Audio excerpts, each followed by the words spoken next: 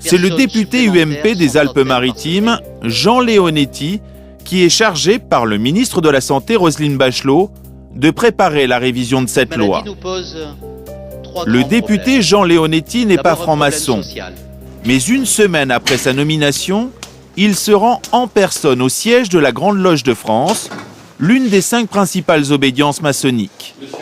Jean Leonetti a rendez-vous avec Alain Grézel, le grand maître, et le docteur Gilbert Schultzinger, un frère de l'obédience. Les 3 hommes évoquent le futur texte sur la bioéthique. Les francs-maçons prônent une évolution de la loi pour accompagner les progrès scientifiques.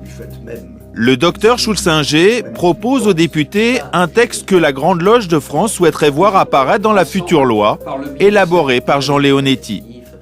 J'avais défini, à mon sens, ce que était une loi poétique et je l'ai noté. Il faut faire des lois suffisamment restrictives pour éviter les abus et les trafics, suffisamment larges pour respecter la liberté de l'individu, celle du chercheur et celle du médecin. À la Grande Loge de France, on a l'habitude de ce genre de rencontres feutrées pour faire passer les grandes idées de l'obédience. Il y a une osmose incontestable entre la maçonnerie et les autorités de l'État. Mais nous n'avons pas à l'afficher en permanence, nous le faisons aujourd'hui car nous en parlons librement.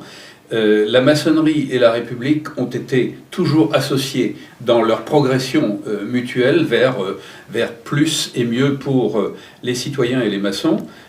Et nous considérons qu'il est essentiel, en effet, que nous ne soyons plus considérés comme cette force occulte que nous n'avons en réalité jamais été. Quelques semaines plus tard, à l'Assemblée nationale, nous retrouvons le député Jean Leonetti aux côtés du socialiste Alain Claes, lui aussi chargé de préparer la révision de la loi bioéthique. Les 2 députés auditionnent un rabbin et un représentant de l'Église catholique. Contrairement aux francs-maçons, les catholiques souhaitent un statu quo de la loi. Après la réunion, Jean Leonetti évoque pour son collègue les échanges qu'il a eus avec les francs-maçons. On ne peut pas faire des auditions sur une conception qui est basée sur les droits de l'homme sans puiser dans les grands courants de pensée qui traversent le pays. Et dans ces courants de pensée, il y a bien sûr les religions monothéistes, on a écouté l'islam, le judaïsme, les chrétiens, mais il y a aussi la pensée maçonnique. Alain Claes prend connaissance des souhaits des francs-maçons transmis au député Leonetti. Suffisamment restrictive pour éviter les abus et les trafics. Moi, quand je relis les principes de la Grande Loge de France et que je regarde de près, je crois qu'on peut se retrouver sur un certain nombre de points. Quand je relis ces principes, très sincèrement, ça correspond à la conception que j'ai aujourd'hui d'une loi bioéthique, c'est-à-dire une loi des droits de l'homme.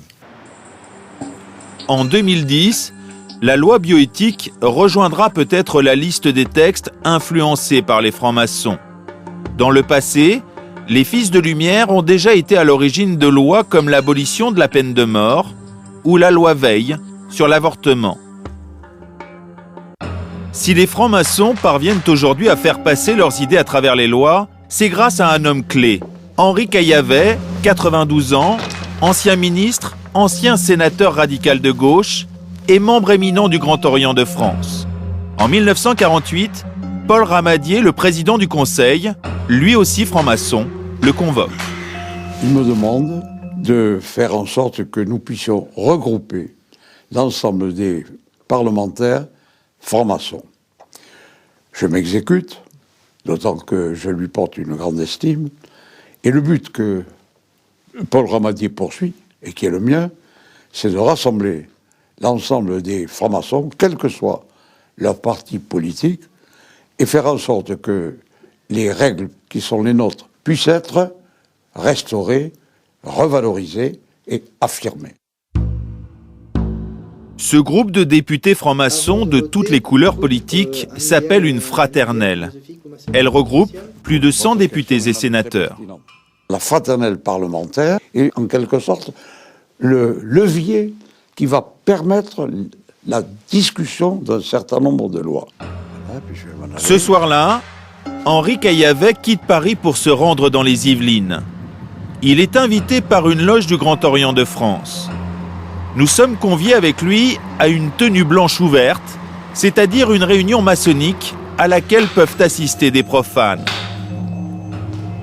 Dans la salle, une centaine de participants, essentiellement francs-maçons.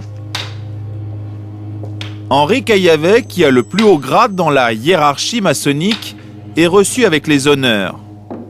Il va tenir une conférence sur le thème « Un législateur franc-maçon dans le siècle ».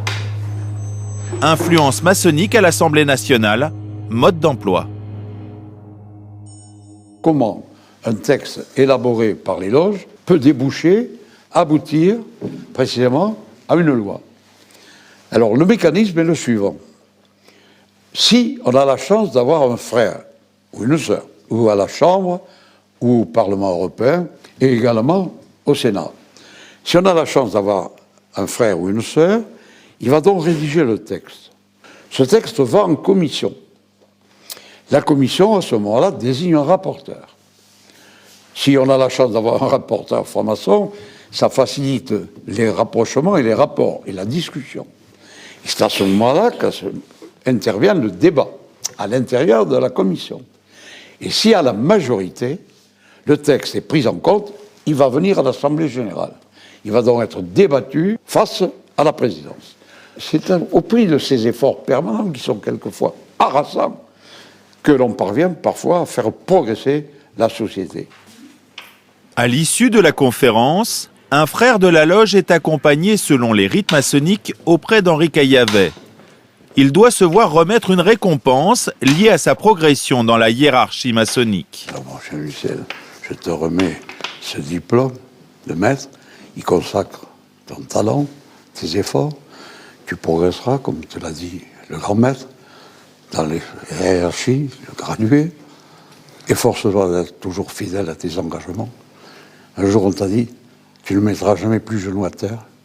Tu n'as plus mis jamais le genou à terre.